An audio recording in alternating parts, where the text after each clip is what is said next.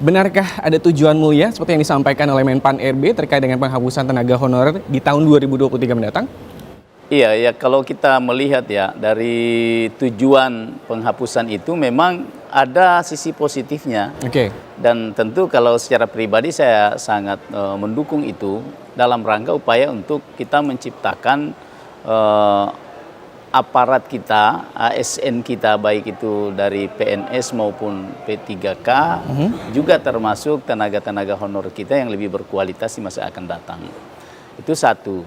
Tapi tentu kebijakan ini pasti ada kontroversi. Betul. Kenapa kontroversi? Karena ada bengkalai sebetulnya yang tertinggal dari proses itu. Kalau tidak ada bengkalai, saya kira ini sesuatu kebijakan menurut saya yang perlu kita dukung di masa-masa yang akan datang. Tapi kembali lagi bahwa kebijakan ini sebenarnya mengabaikan bengkalai yang belum terselesaikan. Di situ sebenarnya problemnya kalau menurut saya. Oke, jadi ada sisi positifnya, tapi juga ini meninggalkan sejumlah kontroversial seperti itu. Kalau Pak Trubus sendiri melihat, ini kan sebenarnya permasalahan dari tenaga honorer kan bukan kali pertama. Ini permasalahan klasik yang ada di tanah air seperti itu. Tapi kalau misalnya nanti benar-benar 2023 tenaga honorer akan dihapus baik tingkat daerah dan juga pusat, bagaimana nasib mereka nih para tenaga honorer? Iya, menurut saya nasib tenaga honorer ini jadi harus ada kebijakan khusus, Mas. Ya, afirmasi yang sudah dikeluarkan pemerintah kan hanya untuk guru dan nakes. Tenaga kesehatan. Maksud saya harusnya meluas semuanya, termasuk tenaga kesehatan, tenaga administrasi, kemudian teknisi, termasuk bidang lain seperti Satpol PP, semuanya itu harusnya diangkat sebagai PNS dulu. Kan bisa dimasukkan dalam kategori P3K karena ASN itu kan ada dua jenis dalam Undang-Undang Nomor 5 itu kan.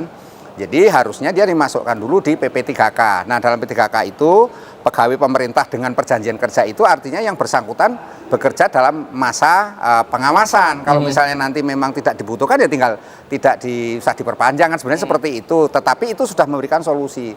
Tetapi yang terjadi yang malah justru pemerintah itu mengafirmasi hanya untuk guru dan nakes. Tenaga yang lain mereka disuruh tes CPNS, TAS. Nah, bagi yang tidak lulus tes, lah ini jadi masalah. Kalau lulus oke, kita tampung di ini. Yang tidak lulus gimana? Sementara mereka bekerja itu ada yang lebih dari 2015 yang mau tahunan malahan gitu. Lah ini kan harusnya ada kebijakan tersendiri. Jadi menurut saya ini memang satu konteks bahwa akan diputus 2023 ini kan hanya mendasarkan pada PP 49 itu. PP 49 itu kan 28 November 2018. Karena itu kan 5 tahunnya adalah 2003. Tetapi kan ini kan sebenarnya rentang waktu di mana pemerintah memang harusnya pemerintah pusat dan pemerintah daerah berkolaborasi untuk membenahi. Artinya mereka-mereka yang ditampung ini adalah mereka punya profesional. Tetapi persoalan kan selama ini tenaga honorer ini adalah tenaga yang kebanyakan kebawaan dari partai, bukan partai malah kepala daerah pemenang pemilu. Nah, itu banyakan membawa mengusung itu. Jadi akhirnya orang-orang yang tidak profesional masuk di situ. Tetapi sebenarnya tidak jadi masalah sepanjang mereka kan bekerja, kan memiliki kapasitas, toh mereka bisa belajar. Nah, di sinilah kemudian pemerintah mengeluarkan kebijakan. Nah, kebijakan apa? Ya diterima saja dulu, itu diterima ditampung. Nanti setelah 2023 ini sudah nggak lagi. Artinya gini, untuk yang mereka 2015 ke sini itu tes, tapi yang 2015 ke sana udah diterima aja gitu. Itu masukkan di P3K itu. Enggak, kalau misalnya mereka bisa mampu di PNS, why not masukkan di PNS. Tapi kalau misalnya dia nggak mampu, mampunya hanya P3K, passing grade-nya diturunkan. Karena pengalaman 2021 kemarin banyak yang gugur karena CPA ini passing grade-nya itu terlalu tinggi, jadi dia gagal. Nah, sekarang harus pemerintah ngatur aja, itu dibebaskan saja, cek background saja kayak di guru dan nakes. Oke, Pak Anwar, kalau misalnya kita melihat ini kan ada sejumlah rencananya dari Menpan RB, harus tadi Pak Trubus juga sampaikan tes CPNS. Kalau misalnya juga ini kan ada juga puluhan ribu juga tenaga honorer yang sudah mengabdi berpuluh-puluh tahun. Kalau dari Komisi 2 sendiri sejauh ini apa yang sudah didorong dalam hal ini Pak Anwar sendiri juga melihat misalnya di Dapil Bapak juga kan pasti ada sejumlah tenaga honorer yang sudah. Yang pertama Mas, saya ini adalah salah satu pelaku sebetulnya. Pelaku dulu kepala daerah, waktu saya masih kepala daerah yang mengusulkan itu. Mengusulkan tenaga K1 dan K2. Nah, kalau kita lihat rentetan waktunya itu, yang pertama tahun 2005 itu kan, itu mereka sudah mengabdi dan mereka itu tidak dibiayai oleh APBD maupun APBN saat itu. Tidak APBD dan juga APBN. Dan di data BKN tahun 2014 itu ada 430.000 lebih ya tenaga honorer K2 itu yang belum terangkat. Nah, kemudian tahun 2018, 2019 dilakukan pengangkatan pada saat itu, ada yang dari ASN menjadi PNS kurang lebih 80.000 kalau tidak salah. Tahun 2019 itu kemudian terangkat lagi kurang lebih 150.000. Tersisa hari ini ada kurang lebih sekitar 210.000 tenaga K2 itu. Nah, dari 210.000 inilah yang jadi problem karena ini belum terselesaikan, sementara pemerintah sudah mengambil kebijakan untuk menghapus tenaga honorer. Harusnya kalau kami sedang memperjuangkan agar yang 210.000 ini, saya sepakat dengan beliau, ini harus ada afirmasi. Afirmasi katakanlah misalnya, oke, mereka kalau kita afirmasi luar biasa, berarti mereka harus langsung diangkat menjadi PNS atau P3K. Nah, selama ini yang jadi problem, guru dan kesehatan itu sudah diberi ruang yang sangat besar dan sehingga penerimaannya sudah cukup. Yang jadi problem itu adalah tenaga administrasi dan polisi pamung praja yang ada di daerah. Polisi pamung praja itu lebih rumit lagi karena mereka ini tidak masuk di dalam kategori ASN, sehingga mereka tidak bisa masuk di dalam PNS ataupun di dalam P3K. Nah, inilah yang dibutuhkan kearifan. Kenapa? Seperti saya selalu bahasakan, ini soal keadilan sebetulnya.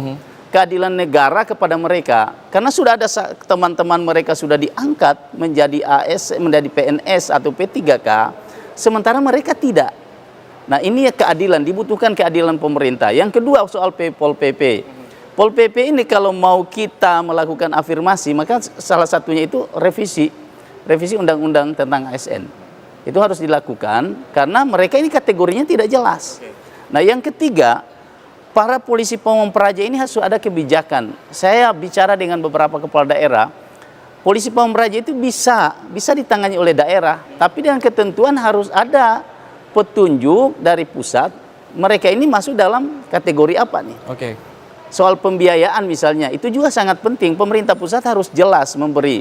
Nah, kemudian di dalam surat edaran Menpan itu kan sudah disebutkan bahwa sampai tahun 2023 pemerintah daerah dan juga pemerintah pusat itu harus melakukan pemetaan. Nah, ini belum dilakukan nih. Sehingga banyak kepala daerah sekarang yang juga bingung. Ada yang sudah begitu terima bahwa harus dihapus, maka serta mereka langsung dirumahkan ini tenaga honorer. Ini kan sangat tidak adil. Nah, oleh karena itu tentu pemerintah harus adil di sini, harus lebih arif, bijaksana. Bagaimana nasib yang 210 orang itu, termasuk polisi pamung praja? Arif dan bijaksana seperti apa kebijakan yang harus dikeluarkan oleh pemerintah dalam hal ini? Karena ini mengingat tahun depan sudah rencana akan dihapuskan tenaga honorer di November 2023. Pemirsa, sesaat lagi tetap saksikan Kabar Nusantara.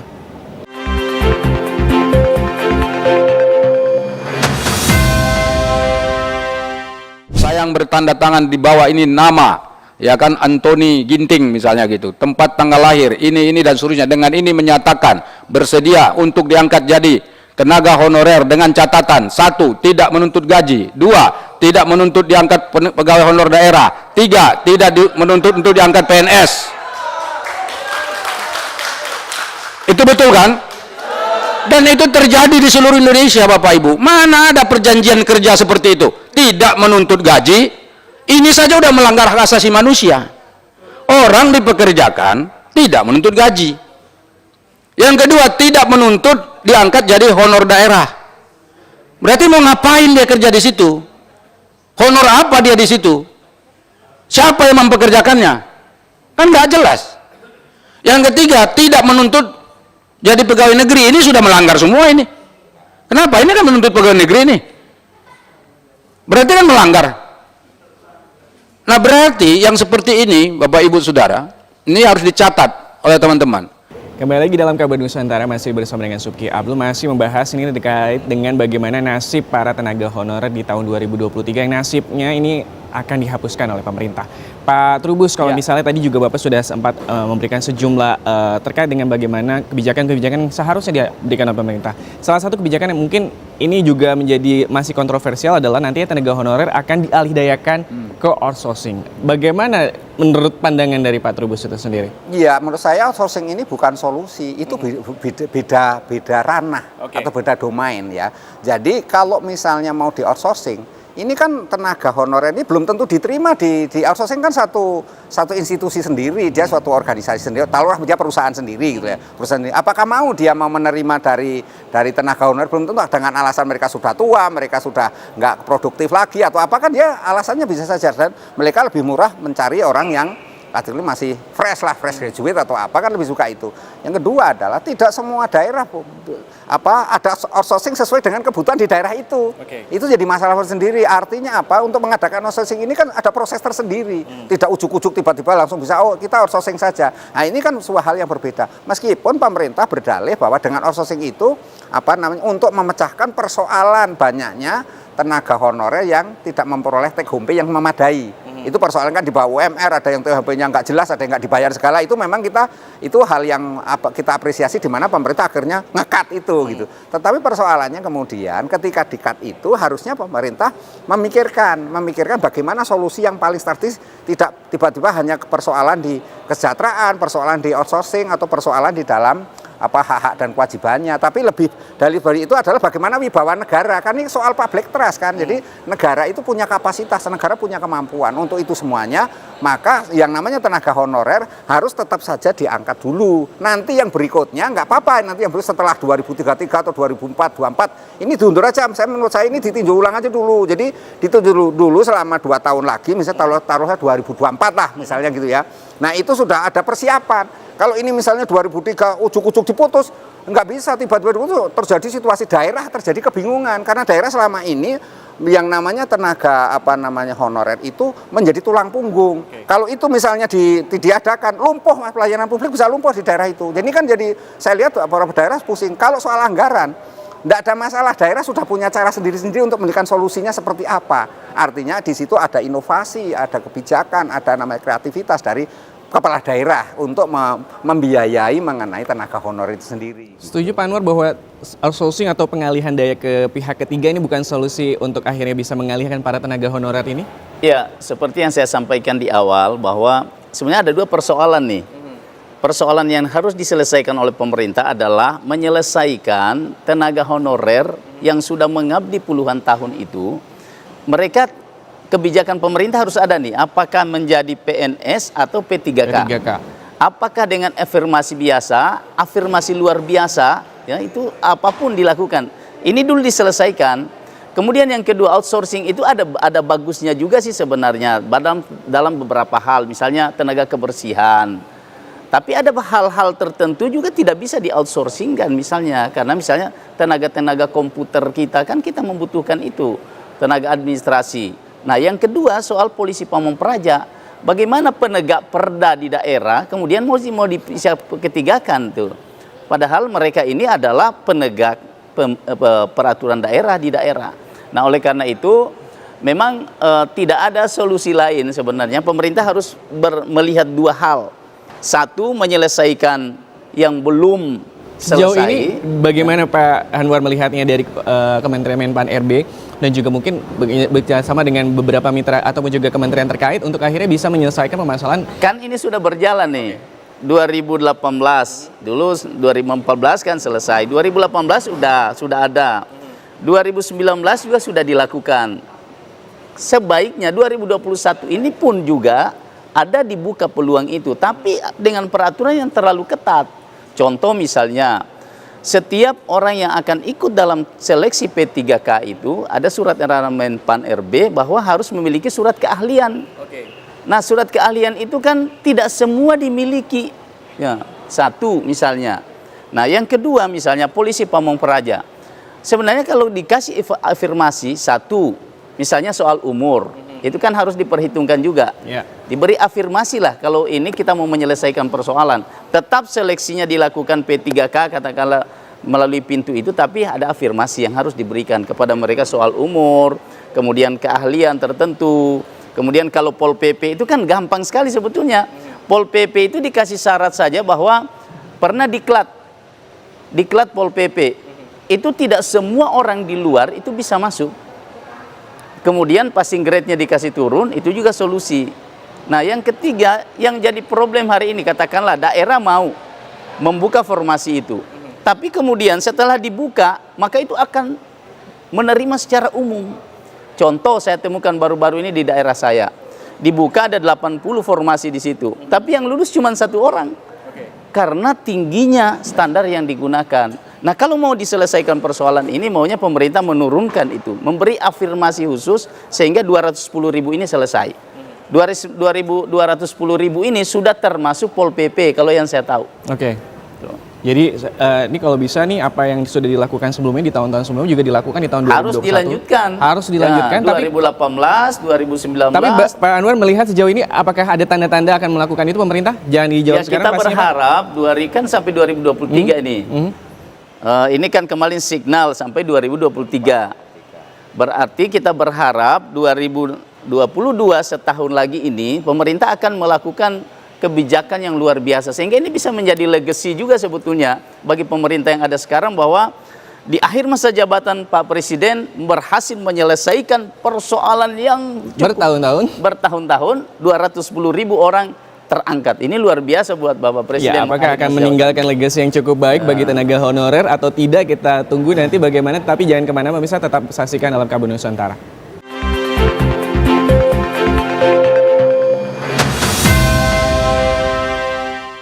Kembali di Kabar Nusantara. Pak Trubus, kalau misalnya ini kita mau biar pemerintah dan juga mungkin dalam hal ini ada Pak Anwar sebagai anggota Komisi 2 DPR RI, sebenarnya apa yang bisa diberikan oleh dalam hal ini Pak Trubus untuk akhirnya bisa ada solusi-solusi terbaik untuk akhirnya bisa bagaimana, ini kan kalau misalnya dibilang kalau bisa jangan keputusannya jangan terburu-buru, ataupun juga ini pastinya harus ada legacy yang baik nih di peninggalan dari Presiden Joko Widodo di masa akhir jabatannya 2024 nanti.